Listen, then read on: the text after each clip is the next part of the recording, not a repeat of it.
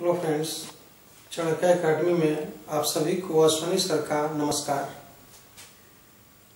आज फिर हम एक वीडियो लेकर चले हैं विदेशी आक्रमण। मौर्योत्तर भारत में विदेशी आक्रमण आप जानते हैं कि सबसे पहले हिंद यूनानियों ने किया था, इसके बाद शकों ने किया था और उसके बाद कुषाणों ने किया था। तो ये विदेशी आक्रमण का तीसरा भाग है कुषाण आक्रमण अर्थात कनिष्क। हम पढ़ेंगे आज कनिष्क।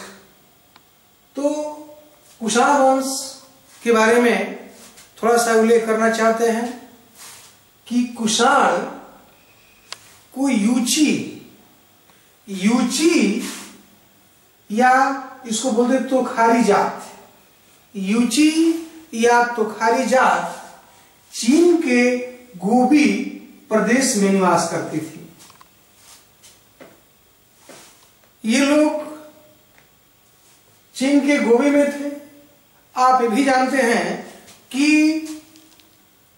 165 बीसी मध्य एशिया की हलचल तिथि है, जब इनके पड़ोसी हुणों ने इन्हें खदेड़ा तो ये बैक्ट्रिया पर अधिकार कर लिए और बैक्ट्रिया को केंद्र बनाकर कुषाणों ने एक विशाल साम्राज्य की स्थापना की, जो मध्य एशिया से मध्य भारत तक फैला हुआ था।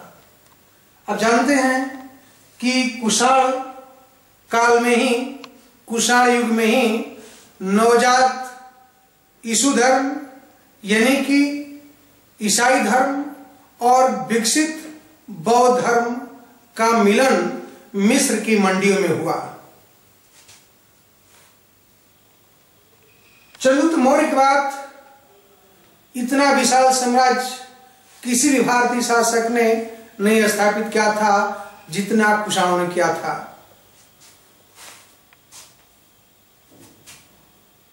ये कुषाण जब बैक्ट्रिया में आए तो कई शाखाओं में बटे थे, जैसे कबायली जैसे बहुत सी इनकी शाखाएं थी। सभी शाखाओं को मिलाकर कुजुल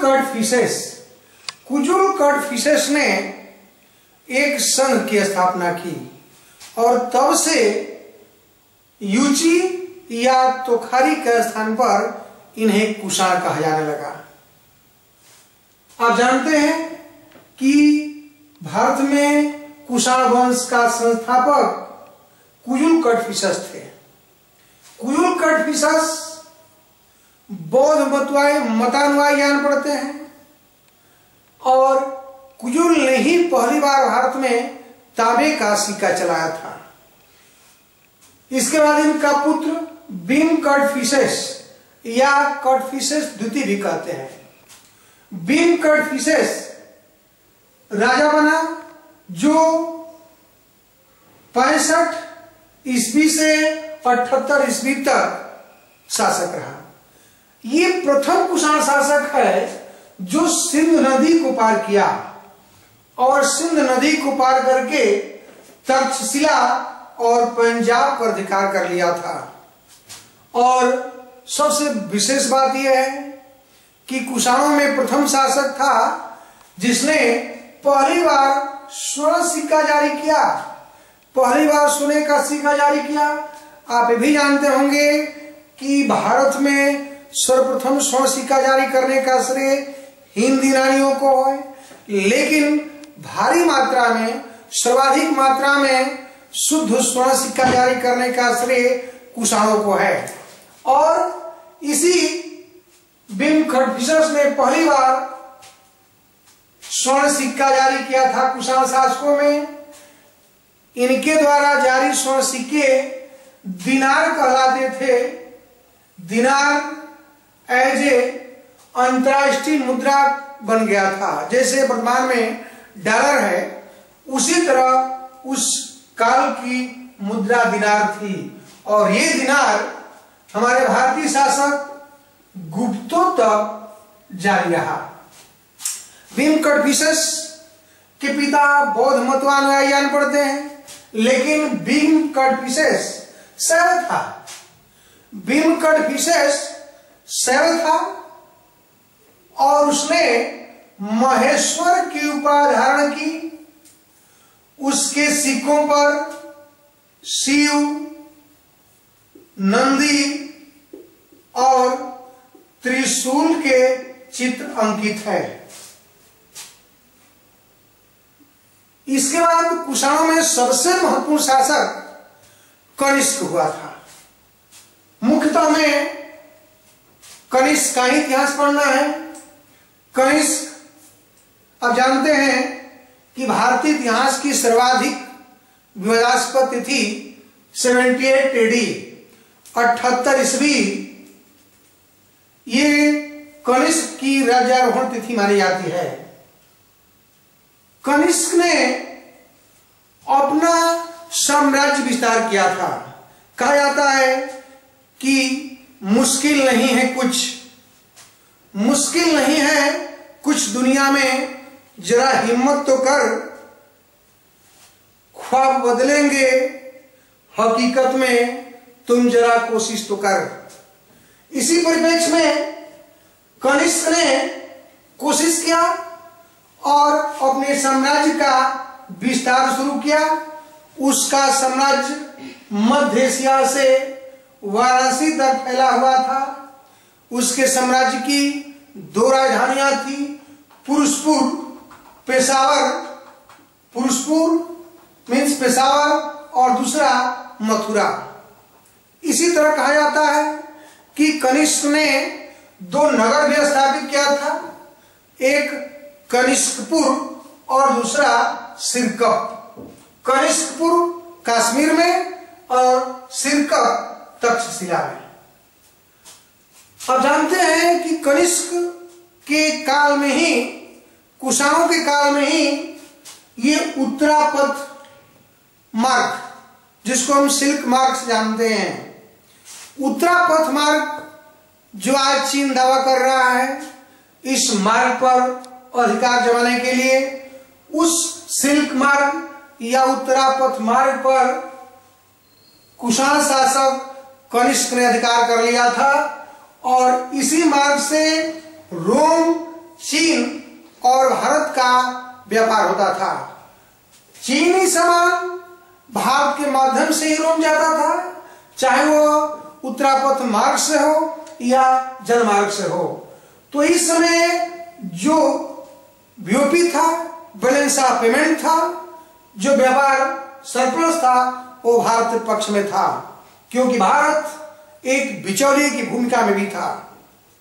और आप जानते हैं कि भारतीय वस्तुएं, विशेषकर रेशमी वस्त्र, गरम मसाले, गोल मिर्च, जिसे यवन प्रिय कहा गया है, इसके बदले हमें रोम से भारी मात्रा में सोना आता था। इसीलिए रोमन इतिहासकार प्लिनी रोमन इतिहासकार है, प्रथम सदी के, जिनकी एक पुस्तक है नेचुरल हिस्ट्री। ये नेचुरल हिस्ट्री इनकी एक पुस्तक है।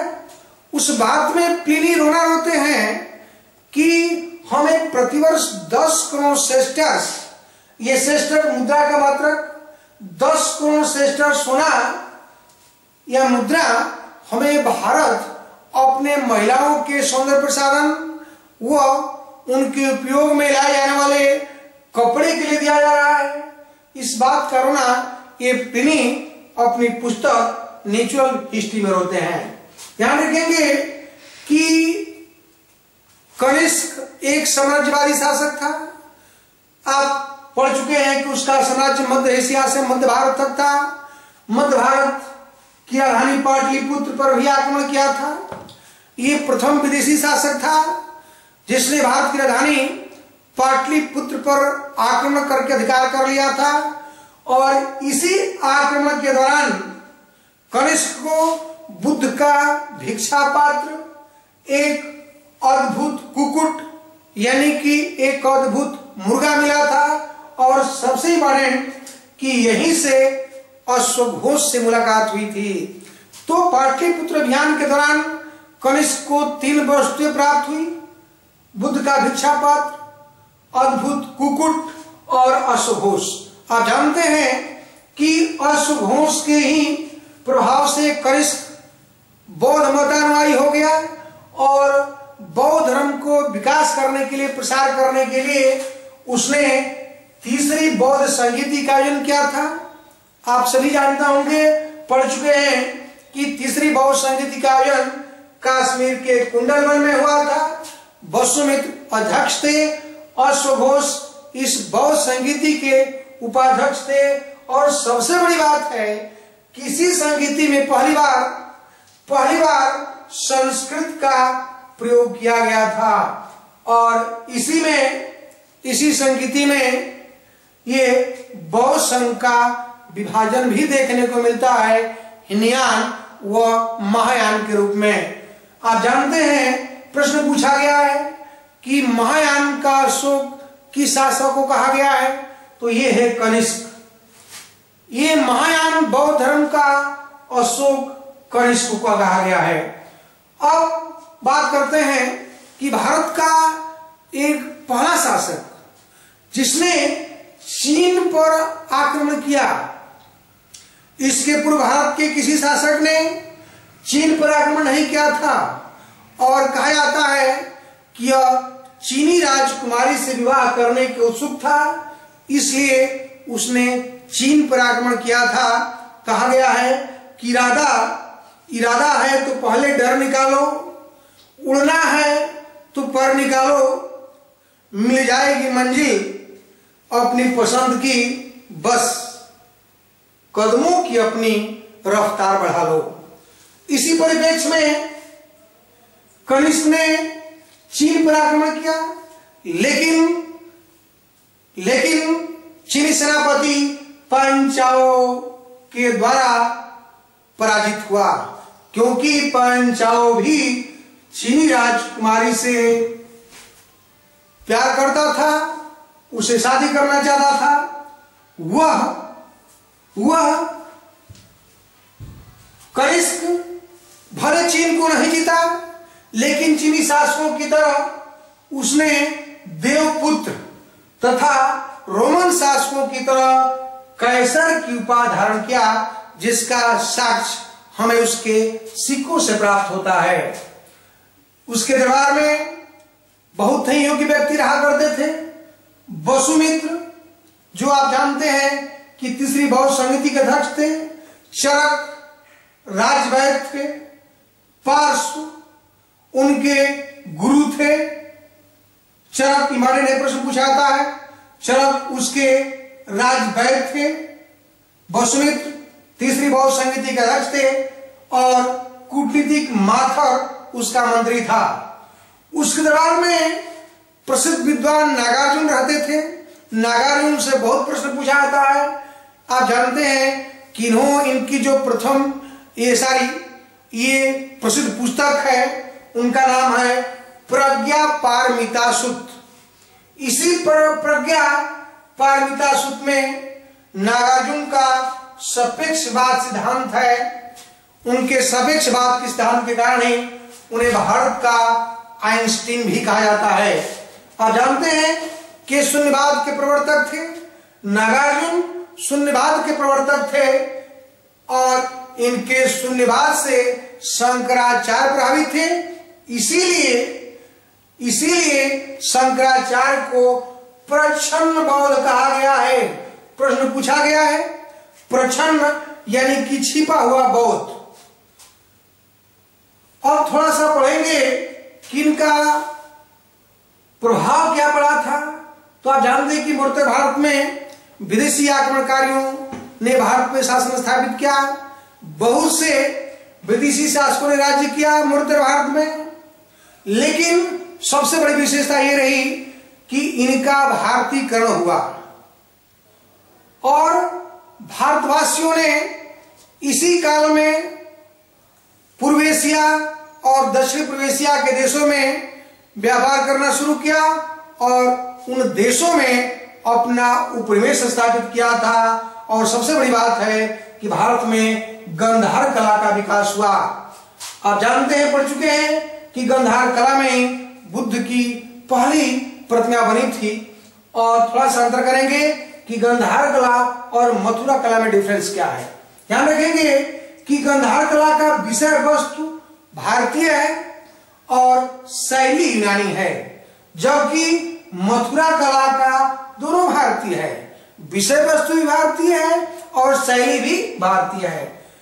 दूसरा अंतर, गांधार कला में जो बुद्ध की प्रतिमा बनाई गई है उसमें सन्यासी की अपेक्षा राजा अधिक ध्यान पड़ते हैं और उसमें उनको यथार्थवादी और केशयुक्त बताया गया है, जबकि मथुरा कला में बुद्ध पूर्ण आध्यात्मिक मुद्रा में सन्यासी ही लगते हैं और ये प्रतिमा आदर्शवादी व केशहीन है। एक इंपॉर्टेंट अंतर है कि गांधार कला में बनी प्रतिमा स्लेटी पत्थर की है, जबकि मथुरा कला में लाल चित्तीदार बलुआ पत्थर की बनी हुई है। और लास्ट है कि गांधार कला में स्त्री मूर्तियां कम पाई गई हैं, मथुरा कला में स्त्री मूर्तियां सर्वाधिक है। गांधार कला विदेशों में भी फैला, जबकि मथुरा कला भारत में ही रहा। इसी से हम अपने विदेशी आक्रमण का तीसरा पार्ट समाप्त कर रहे हैं। उम्मीद है आपको लाइक करेंगे, सब्सक्राइब करेंगे। धन्यवाद।